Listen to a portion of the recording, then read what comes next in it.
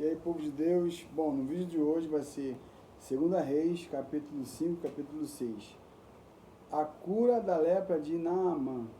Naamã, chefe do exército do rei da Síria, era um homem muito respeitado e honrado pelo seu senhor, pois por meio dele o Senhor dera vitória à Síria. No entanto, esse valoroso guerreiro contraiu uma terrível doença de pele. Numa de suas companhias militares, os sírios haviam levado cativo uma menina da terra de Israel, que passou a servir a esposa de Naamã. Um dia a menina sugeriu à sua patroa: quem me dera o meu senhor procurasse o profeta que está em Samaria. Com certeza ele o curaria da lepra. Então Naamã comentou essa informação com seu senhor. Assim falou a menina israelita. O rei da Síria respondeu: vai depressa com esta carta de apelo ao rei de Israel. Ele partiu e levou consigo 350 quilos de prata, 72 quilos de ouro e 10 mudas de roupas finas. E levou também ao rei de Israel a carta que dizia: no momento em que estiveres recebendo esta carta, saberás que te enviei meu servo Naamã para que cures dessa espécie de lepra. Assim que o rei de Israel leu a carta, irritou-se sobremaneira e rasgou suas roupas, exclamando: por acaso sou Deus que pode matar e dar a vida, para que ele me envie um homem a fim de que eu cure da lepra? Vede como procura um motivo para criar um conflito entre nós. Quando Eliseu, o homem de Deus, ouviu o que o rei de Israel tinha rasgado as roupas, mandou dizer ao rei: por que rasgaste tuas vestes? Envia-o a mim, e saberás que em verdade há profeta em Israel. Naamã foi com seus cavalos e com o seu carro e parou na entrada da cidade de Eliseu. Então este mandou um mensageiro dizer-lhe: vai, lava-te 7 vezes no Jordão, a tua carne se tornará restituída e ficarás limpa. No entanto, Naamã, sentindo-se insultado, retirou-se, reclamando: eu imaginava que este homem viria receber-me pessoalmente, invocaria em pé o nome do Senhor, o seu Deus, moveria a mão sobre as feridas e me curaria desta enfermidade horrível na minha pele. Ora, porventura os rios de Abana e Farfar de Damasco não são melhores do que todas as águas de Israel? Não poderia eu lavar-me neles para ficar curado? E voltando as costas, retirou-se indignado. Contudo, seus servos aproximou-se dele e aconselharam: Aba, meu pai e mestre, mesmo que o profeta te houvesse orientado algo difícil, não o aceitarias realizar? Quanto mais agora que ele simplesmente te orienta: lava-te e fica purificado. Então Naamã aqueceu, desceu ao Jordão, mergulhou 7 vezes, conforme a orientação do homem de Deus, e ficou completamente curado. Sua pele tornou-se sadia e limpa como a pele de um menino. Em seguida, retornou à casa de Eliseu com toda a sua comitiva. Ao chegar diante do homem de Deus, declarou: eis que agora sei que em toda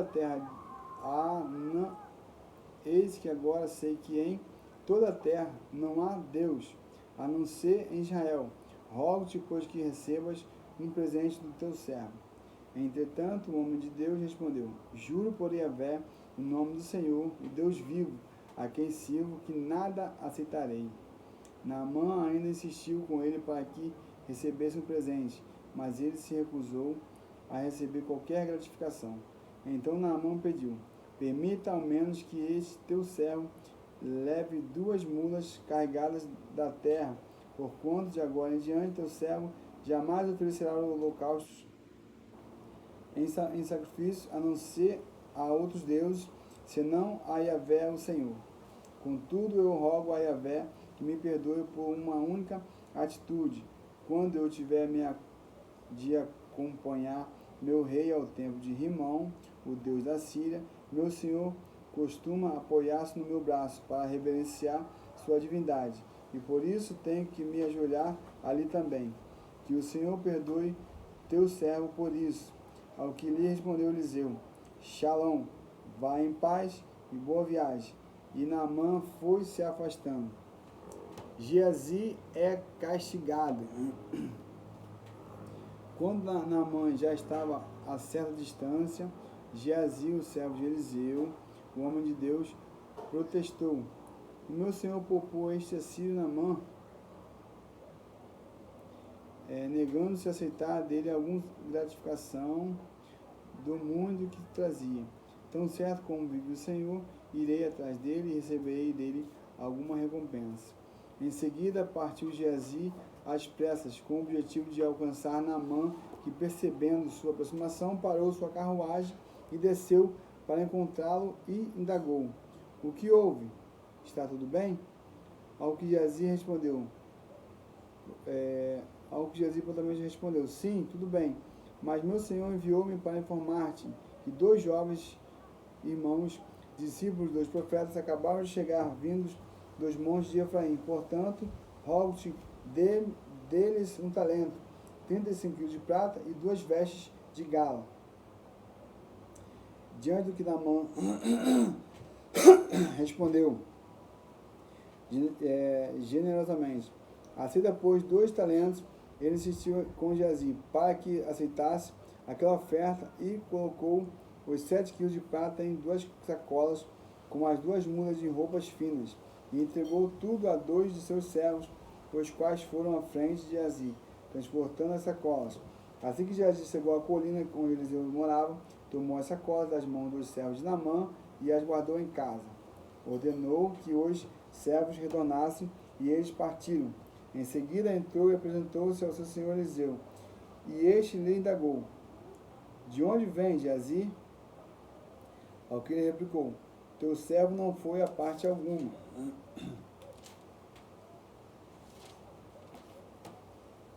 No entanto, Eliseu lhe afirmou: Porventura não fui contigo em espírito, quando aquele homem voltou do seu carro ao teu encontro?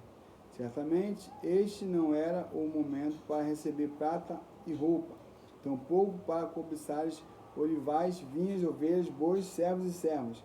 Por esse motivo, a lepra, a enfermidade que assolava a pele de Naamã, atingirá a tua pessoa e todos os teus descendentes para sempre.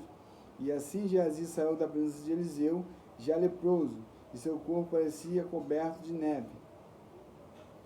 Eliseu faz flutuar o machado. Em outra ocasião, os discípulos dos profetas seguiram Eliseu.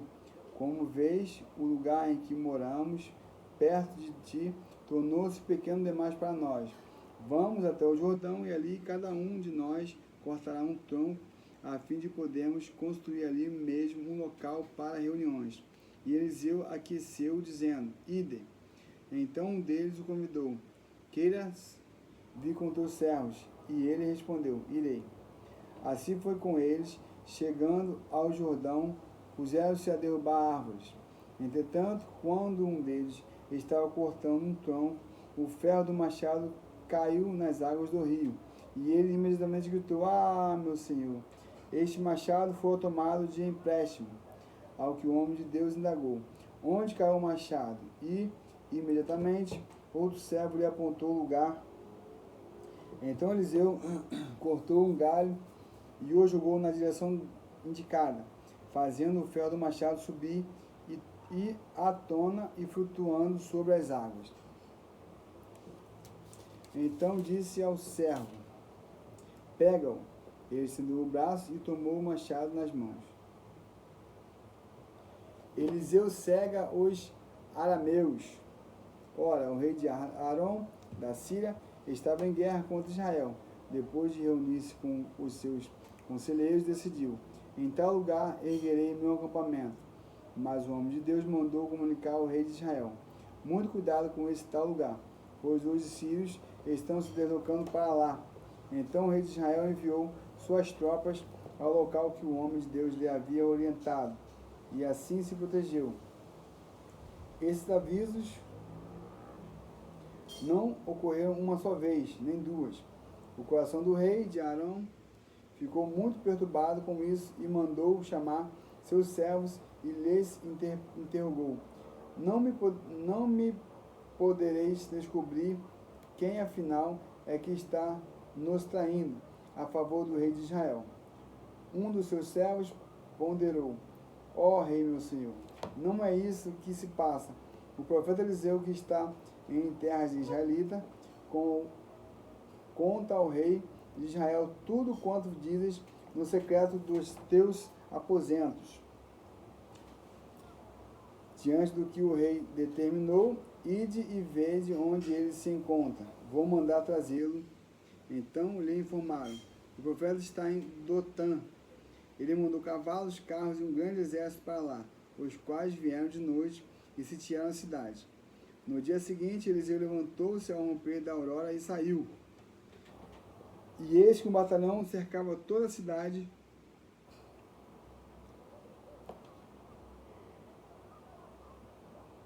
com cavalos e carros de guerra. Seu servo lhe indagou: ah, meu senhor, o que haveremos de fazer? E o profeta acalmou, dizendo: não tenhas medo, porquanto são muitos numerosos os que estão conosco que os que estão com eles. Em seguida, Eliseu orou, suplicando: ó Yahvé, abre os olhos dele, a fim de que o consiga ver. E o Senhor fez com que o moço pudesse enxergar a montanha coberta de cavalos e carros de fogo em torno de Eliseu. E quando os sírios desciam contra ele, Eliseu orou assim a Yahvé: rogo-te que firas estes homens de cegueira. E naquele momento o Senhor fez com que todos os soldados arameus ficassem completamente cegos, conforme o pedido de Eliseu. Então Eliseu lhes deu uma palavra de orientação: não é este o caminho, nem é esta a cidade que procurais. Segui-me, que vos conduzirei ao homem que buscais. Mas ele os conduziu a Samaria. Ao entrar em Samaria, Eliseu orou: Yahvé, abre os olhos dessa gente, para que se vejam. E o Senhor abriu-lhes os olhos, e eles observaram que estavam dentro da cidade de Samaria. Assim que o rei de Israel os viu, consultou a Eliseu: devo matá-los, meu Abba? Devo liquidá-los, meu senhor, meu mestre? Ao que lhe respondeu o profeta: não. Porventura costumas tirar a vida daquele que tua espada e o teu arco fizeram prisioneiros? Dá-lhe pão e água para que se alimentem, saciem-se e depois voltem para o seu senhor. O rei mandou que lhes fosse servido um grande banquete, depois de terem comido e bebido até se fartarem. Despediu-os e eles tornaram para o seu senhor. E por causa disso, as tropas da Síria desistiram por algum tempo de tentar invadir o território de Israel.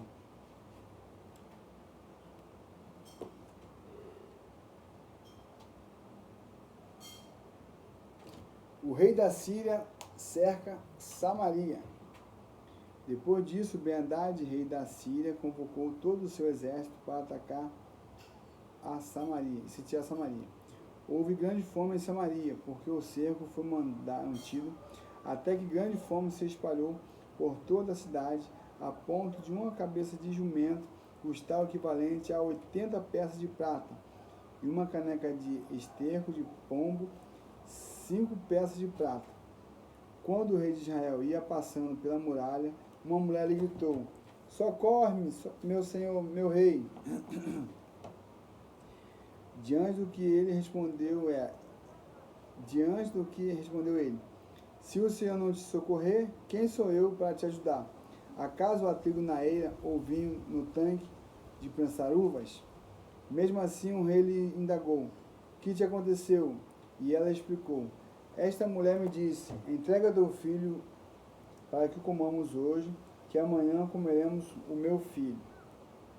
Então cozinhamos meu filho e o comemos. No dia seguinte eu lhe disse: agora, pois, dá o teu filho para que o comamos. Mas ela escondeu o seu filho. Assim que o rei ouviu o que aquela mulher disse, rasgou as vestes enquanto caminhava pelo muro. E o povo viu que o rei vestia pano de saco por baixo sobre a pele.